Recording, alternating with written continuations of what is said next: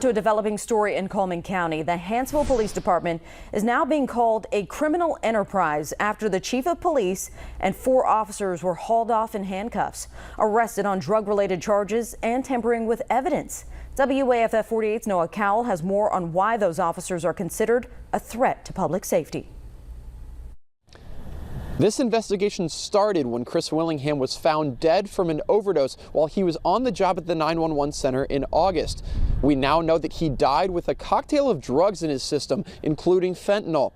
As of today, we learned that some of those drugs came right from the Hanceville Police Evidence Room, which has now sparked a massive drug and corruption investigation. There is a rampant culture of corruption in the Hanceville Police Department, which has recently operated as more of a criminal enterprise than a law enforcement agency. The Hanceville police chief, 4 of his officers, and an officer's wife are all facing a variety of crimes from felonies to misdemeanors. Eric Kelso is accused of giving Adderall, hydrocodone, and anabolic steroids to 2 fellow officers, Cody Kelso and Jason Wilbanks. Eric and his wife Donna are both charged with drug distribution and conspiracy. Police Chief Jason Marlin is accused of knowing about at least some of these issues and failing to report them.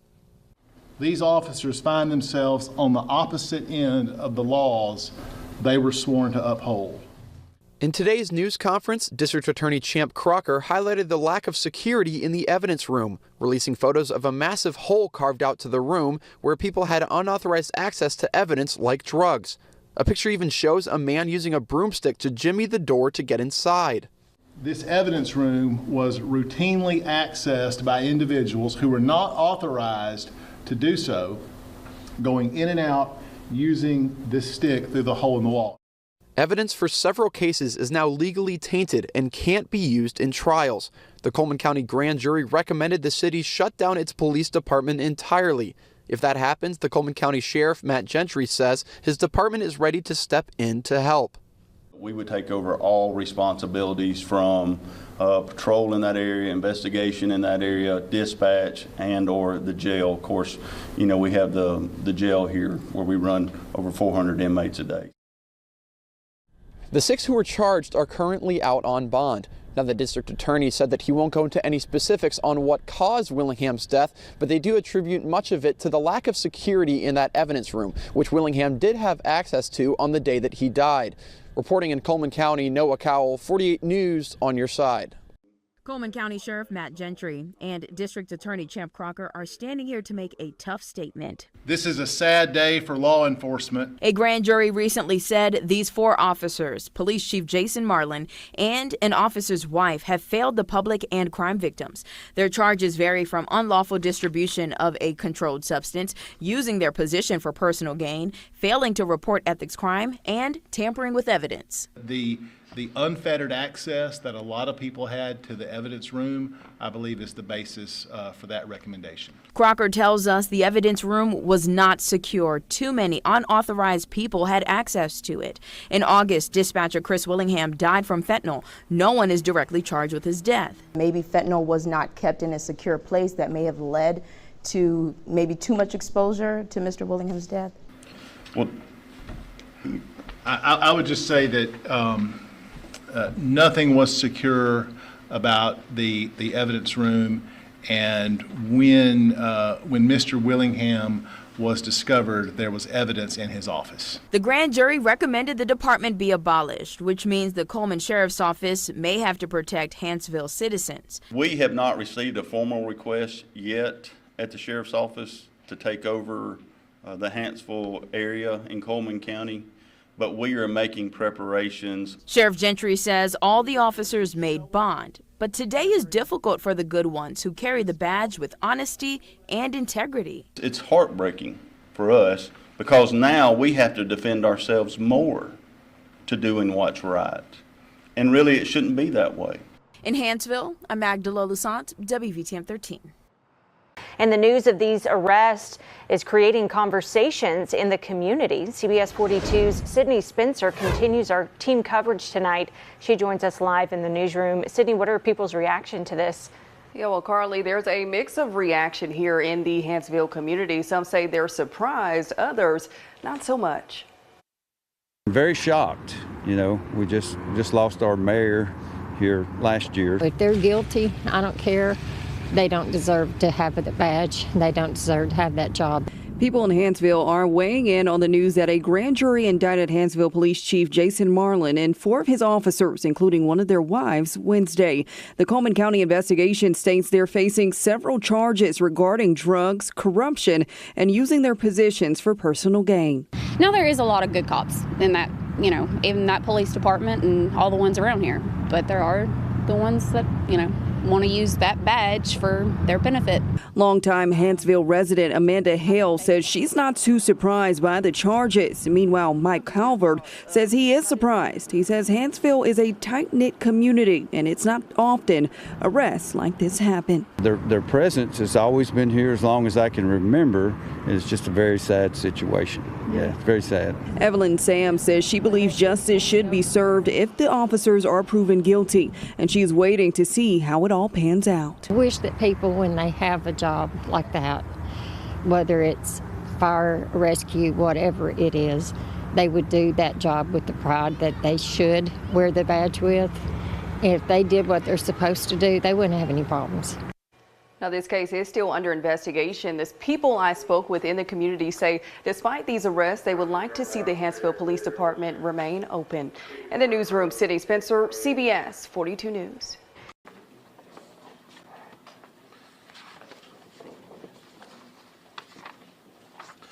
Good afternoon. I'm District Attorney Champ Crocker, joined here by Sheriff Matt Gentry. This is a sad day for law enforcement, but at the same time, it is a good day for the rule of law. The grand jury of Coleman County has recently returned multiple felony and misdemeanor indictments on 5 Hanceville police officers and 1 spouse of an officer. As DA, I would like to thank several agencies and individuals for their assistance in this investigation. The Alabama State Bureau of Investigation, Special Agent Jamie King, who led this investigation. Alabama Attorney General Steve Marshall and his staff. The Attorney General's office reviewed these charges before we took them to the grand jury, and General Marshall and I have remained in close contact throughout this process. The Alabama Ethics Commission and Special Agent Chris McKay, Coleman County Sheriff Matt Gentry and his staff for their assistance, as well as the Coleman Police Department, who provided assistance, and the Wallace State Police Force, who responded in this case. I'm going to go through the charges and the individuals at this time, and we're going to have something on the screen.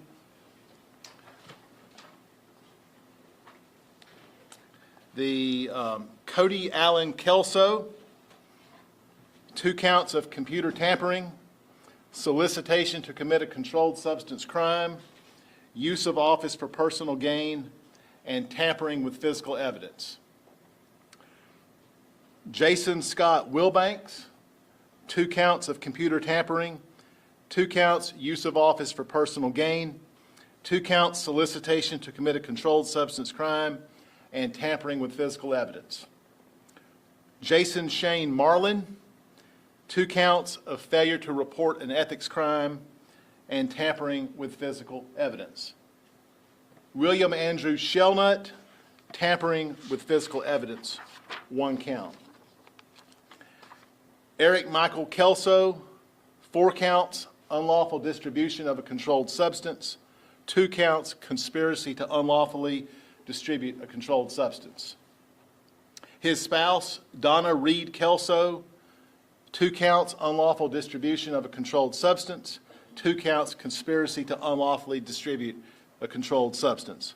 All charges are felonies, with the exception of tampering with physical evidence, which is a Class A misdemeanor. The grand jury, and I'm going to speak about the grand jury and their work, but first I want to tell you the grand jury's findings and recommendations, which were unanimous and made public by the grand jury. I'm going to read these 9 points for you. Number 1, that any current or former officer of Hanceville Police Department indicted be suspended from law enforcement by the Alabama Peace Officers Standards and Training Commission. Number 2, that the Hanceville Police Department be immediately abolished. Number 3, that another law enforcement agency, whether local or state, be tasked with protecting the citizens of Hanceville. Number 4, based upon the investigation by the State Bureau of Investigation, we, the grand jury, find that the Hanceville Police Department is a particular and ongoing threat to public safety. Number 5, that there is a rampant culture of corruption in the Hanceville Police Department, which has recently operated as more of a criminal enterprise than a law enforcement agency. Number 6, that the Hanceville Police Department has abused public trust by its failure of oversight, lack of leadership, and negligent training and hiring. Number 7, that the Hanceville Police Department has failed to account for, preserve, and maintain evidence, and in doing so has failed crime victims and the public at large. This evidence is unusable. Number 8, this grand jury toured the Hanceville Jail on February 12, 2025. We, the grand jury, have zero confidence in the Hanceville Police Department's ability to maintain a jail or to meet basic health and safety needs of jail personnel or inmates. Number 9, that the death of former Hanceville dispatcher Chris Willingham is the direct result of Hanceville Police Department's negligence, lack of procedure, general incompetence, and disregard for human life. Signed by the foreman, February 14th, 2025. I want to thank this grand jury. Only the grand jury knows all of the facts in this case. The grand jury was 18 people from all walks of life in different backgrounds from all over Coleman County. They took an oath to diligently inquire indictable offenses without malice or fear and to the best of their ability. Before we started, the grand jury and I said a prayer together, and we asked that the Lord's wisdom and discernment guide every part of this process. They reviewed the evidence for days, and they weren't afraid to ask tough questions. This grand jury upheld their oaths on behalf of the citizens of Coleman County, and they were unanimous in their recommendations, and they were unanimous in all the indictments that I have listed. I want to talk about the evidence room, and we're going to have another slide for you. One of the most concerning things that we discovered in this process was that Hanceville Police Department's evidence room was not secure. Criminal evidence must be secured in order to have that evidence for prosecution and to ensure due process. This evidence room was anything but secure. This photo here is the outside wall to the evidence room, and you will see this hole in the evidence room. This picture was taken on August 23rd, 2024. You will also notice a broomstick in the corner that is green with a white handle on it. And in the next couple slides, you will see what that broomstick was used for in this hole. And I'm not going to name the individual pictured here. This is someone who works there. And you can see this individual has this stick in his hand and is pushing it in the door, in the hole, to jimmy open the door. And the grand jury watched a lot of videos. This is from security camera footage showing this evidence room was routinely accessed by individuals who were not authorized to do so, going in and out using this stick through the hole in the wall. And we have one more photo of that. This is from the same transaction here where this individual who had the stick is actually sticking his head and upper body into the hole, attempting to jimmy open the door, which was a quite common occurrence. That's our final slide for that. I want to say this for the citizens of Hanceville. The citizens of Hanceville deserve equal protection under the law. They deserve to have a safe community just like everyone else in this county. I have been in touch with Hanceville officials this week. Mayor Sawyer and the council have pledged their full cooperation throughout this process. This morning, Hanceville Municipal Judge Heath Maherg entered an order calling for an audit of the evidence room, and he is joining me in asking state officials to conduct that audit. With these indictments, these officers find themselves on the opposite end of the laws they were sworn to uphold. Wearing a badge is a privilege and an honor, and that most law enforcement officers take seriously. A badge is not a license to corrupt the administration of justice. And when law enforcement officers abuse their power, they do damage to the public's trust in law enforcement. Our law enforcement officers in this county put their lives on the line every day to protect the citizens. And those officers who would break the law diminish the sacrifices of the overwhelming majority of officers who protect and serve. And when law enforcement officers do not meet the standard that they should, they will be held accountable. Now, we will allow some time for questions. I'm not going to discuss the facts of these cases. I will answer any general questions to the extent possible, but first I will defer to Sheriff Gentry. Thank you, DA. You know, there's nothing more important to us in law enforcement than good, honest law enforcement. When we have those that do wrong, it hurts us all. The reason I'm standing here today with the district attorney because I believe in doing what's right. But I also want to stand up for the law enforcement, men and women of the sheriff's office, men and women of the police department here in Coleman, troopers, and law enforcement across the state of Alabama for the 99% that do what is right. We always hear there's the 1%. Well, today you're seeing the 1%. But we always have to stand up for what's right. And those men and women that go out every day to make a sacrifice that we're protected. The other issue I want to address is once I knew the grand jury's findings and the report, myself and members of the command staff started meeting to assure the citizens of Hanceville one thing: safety. And I want to speak to those citizens. I know right now that you're going through a range of emotions from anger, hurt, all of the things that we feel when our trust has been betrayed, fear. But I can assure you, members of the sheriff's office here in Coleman County, we have already met. I have spoken to members of Hanceville, the mayor and the council. We will do what is necessary to protect our citizens in Hanceville, because they're not just citizens of Hanceville, they're citizens of Coleman County. And as sheriff, we protect all citizens of Coleman County. That's what I've been doing for the last 25 and a half years, and that's what I'll continue to do. Days like this come and go, but good law enforcement will stand the test of time. And I'm pleased to be standing here with the district attorney and all of those that do what is right. So thank you for being here, and thank you for getting out the truth.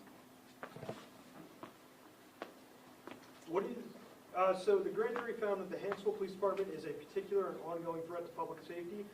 Can you expand on what that threat is? Can you tell us how it's an ongoing threat to public safety? I believe that finding was based on the charges themselves, based on their observations of the conduct that had been going on. The charges that go to that finding speak for themselves. Do you expect any other charges to come with this? For these defendants, I do not expect any other charges unless there is new evidence. As for anyone else, I can't say at this time. It says the police department should be abolished. Is that happening? You would have to ask the city of Hanceville about that. I have not heard of what their plans are in that respect. So these recommendations are made to the city of Hanceville and then they take action on them? The recommendations have been made to the public at large, and then whatever action is taken will be up to the mayor and the council. And what's going to happen with these cases that the evidence has been tampered with? Some of those cases are in the municipal court of Hanceville. Some of those cases, if they're felonies, are cases that we handle in state court. We are going to begin a review process of all those cases. We will look at those on a case-by-case basis. I am not optimistic about the ability to prosecute cases with tampered evidence. Do you know how many cases there are? We are working on that. One is too many. Can you touch on the dispatcher that passed away? It mentions here negligence from the police department. What happened in his case, Mr. Willingham, what happened in his case as to why there was negligence that led to his death? Well, the grand jury reviewed a lot of material. Not all of it was the subject of charges. No one was charged in these indictments with Mr. Willingham's death. However, the SBI obtained a good bit of security camera footage and so forth. And let me say this. I am not here to defend Chris Willingham, and I am not here to tear him down. He has a family and friends. He's been around for a long time. But the unfettered access that a lot of people had to the evidence room, I believe, is the basis for that recommendation. And I'm making that Sheriff. something. So let me add something to that. So anytime in law enforcement, you're held accountable to all actions. One of the most important things that we can do for the prosecution of crimes is a chain of custody. So you must set a standard for that chain and the ability to keep it secure at first go. And when that is not met, you see incidents and things that has happened like we're talking about today. So, you know, it's a task to ensure that that is the level of security that you need. And there's a lot of policies and procedures in place. If law enforcement agencies go by those and do what's right, it's never a question.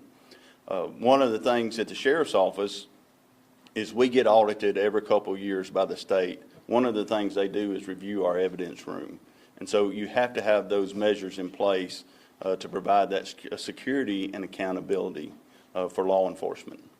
So to follow up on that, the coroner released to us that his cause of death was due to fentanyl, right? So are you trying to say here maybe fentanyl was not kept in a secure place that may have led to maybe too much exposure to Mr. Willingham's death? Well, I would just say that nothing was secure about the evidence room, and when Mr. Willingham was discovered, there was evidence in his office. Have those 5 officers that charges brought against them, are they still employed by the city of Hanceville? And if not, Hanceville's been down 5 officers. Is the Coleman County Sheriff going to increase patrols for the city? I'm not sure what everyone's status is. I would defer to the city of Hanceville to update you on what the status of those officers is. And I would just mention this about the chain of custody and why that is so important. When we go to court and we are introducing evidence from the evidence locker, part of our burden is showing that that evidence in the courtroom, whether it's guns, drugs, whatever, is the evidence that was seized by the officer who made the arrest. And the chain of custody goes into effect from the minute an officer seizes evidence in terms of documented who handled it, where it went. Maybe it's taken out to go get forensic testing at the state crime lab. That happens. It comes back. It's sealed and it is secured.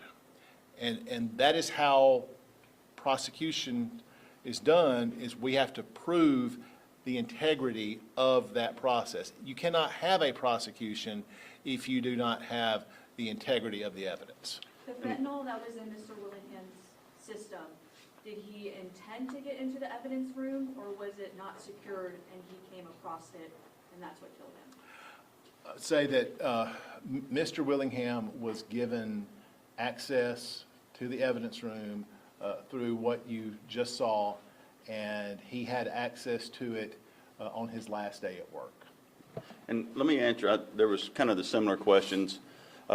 We have not received a formal request yet at the Sheriff's Office to take over the Hanceville area in Coleman County, but we are making preparations. Our command staff, the deputies know, because number one, their number of officers is down, so we're already making preparations to be responding to calls to ensure the citizens of Hanceville are safe and secure and taken care of by the Sheriff's Office. Do we know how many officers are left now at this point with Hanceville PD? We do not. I do not. If it is disbanded, will you all solely take over, or will a leader come in? No, we will take it over. If they are disbanded, I've already spoke with the chairman, the county commission. We've already started negotiations with the leadership in Hanceville to see what it would look like. But we would take over all responsibilities from patrol in that area, investigation in that area, dispatch, and or the jail. Of course, you know, we have the jail here where we run over 400 inmates a day. So. Now, you did mention the Hanceville jail and the conditions in there were subpar. Can you give us some more details about those conditions and what was so alarming? You know, that was a recommendation the grand jury made. I have not physically been in their jail. You know, one of the requirements of a grand jury is to come through and inspect our facility every time they meet. So for us, we take a lot of pride in our facility and the way we run our detention center. I would assume that what they saw was not up to par. But if we take over inmates for Hanceville, we will not use their facility. They will be coming to our facility. What happened to those inmates that were in the Hanceville jail?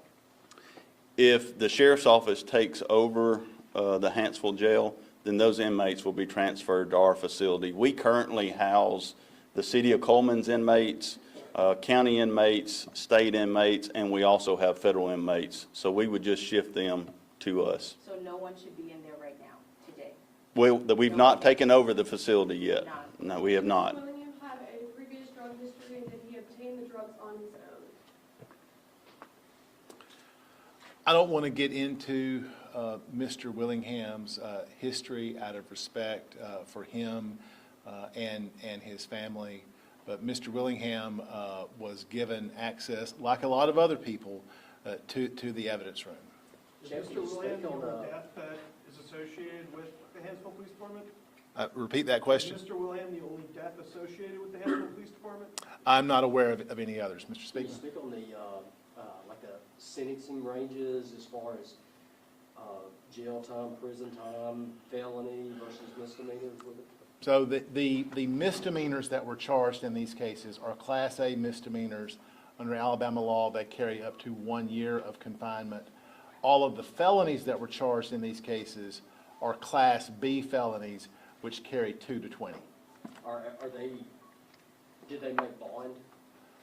My understanding is that these defendants have all made bond. The sheriff might can speak more to that. I believe they were arrested and turned in today. Sure. All of the defendants have made valid bonds through one means, whether it was a secured bonding company, secured property bonds, but all have made bonds currently. Sheriff, were any of these officers ever employed by the Coleman County Sheriff's Office? Sure. So that's a great question, and it kind of answers itself. There were a couple that had been employed by us, but I will say this. If you come to work here and your values and standards and integrity does not meet ours, then you won't be employed here long. You'll either move on or you'll be terminated. And so with that question of they used to be, they no longer work here for the few that did. Were they terminated? A couple, correct. Can you give us some more information on how Ms. Donna Kelso, the spouse, was involved in this? Was she allowed in the evidence room? Was she just tampering with evidence in general? No, so her husband, Eric Kelso, was a reserve officer at the city of Hanceville, but there is no evidence that she was ever in the evidence room, that she ever tampered with any evidence. She is not charged with that. The charges against her are based on other things. And I would say that the indictments have all been made public. They are on file at the Coleman County Courthouse in the clerk's office. And those indictments, we have to give defendants notice of what they're accused of doing. Those indictments spell that out a little bit more. Does this have anything to do with any other case, or is it really just to do with the evidence room? I don't want to get into other investigations. I would just say that several agencies have worked very hard to bring these cases to justice. How long do you think this corruption and tampering of evidence has been going on, and when were you guys first alerted that this all could have been happening? These allegations, that there are dates in the indictments, and the dates in the indictments for these charges are all based on things that happened in 2024. And so I cannot speak as to what was going on before that, because we deal in proof. A chief of police is hired by the city. I'm not sure when the chief of police may have been hired, but it's up to the council, the mayor. How is the people of Hanceville supposed to entrust their council and mayor to hire another police chief or more officers? Well, I can't speak as to their relationship to the mayor and the council, but I think it is important for the citizens of Hanceville to know that when something is done, my office, state agencies, sheriff's office are going to be there to assist them. The mayor and the council have pledged their full cooperation with this process going forward, and I take them at their word. And Sheriff Gentry, I have a question for you. How do you feel today knowing that, as a man who upholds the law, that you are now having to arrest your colleagues? Well, unfortunately, in the last 25 and a half years, this is not the first time. And so, it really breaks your heart. It breaks your heart when you have men and women that are sworn to uphold the truth, and they break the trust of the public. The sheriff's office here, I've been blessed the last 25 and a half years of my career. The last almost 11 as sheriff. And we have a motto here, which of course you can see our seal and our beliefs.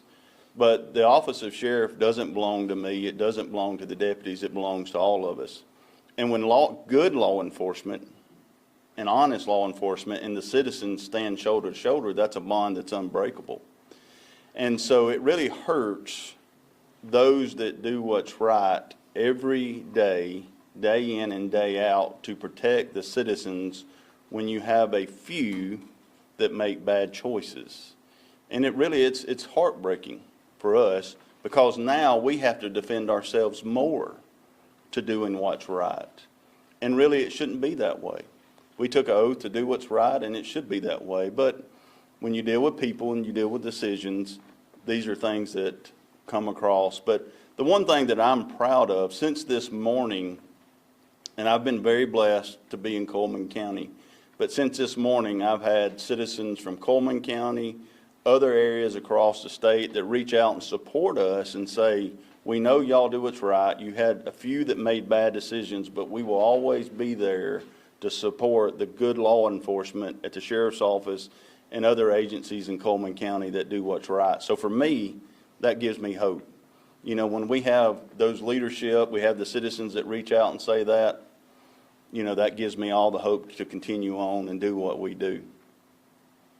Do we know they were directly distributing anything, and is that why they may be considered a threat to public safety? Repeat that question for me. Do we know if the people accused in this case were directly distributing anything, maybe from the evidence room, and is that why they're considered a threat to public safety?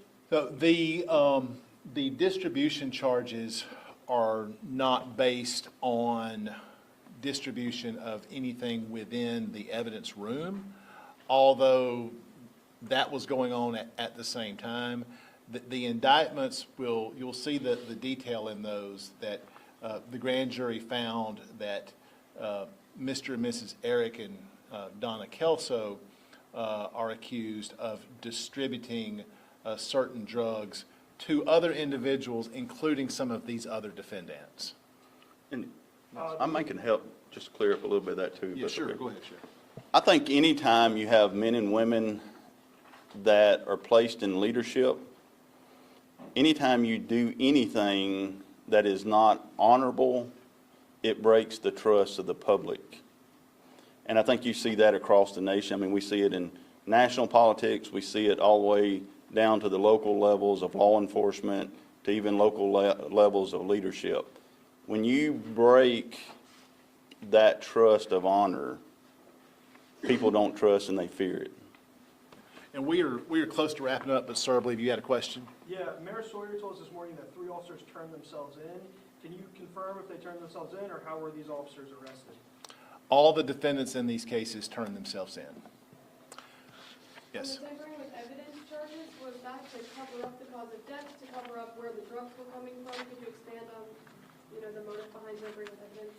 Yes, the allegation in the indictments on all 4 evidence tampering charges is that those defendants mishandled or removed evidence from the evidence room. Thank you very much.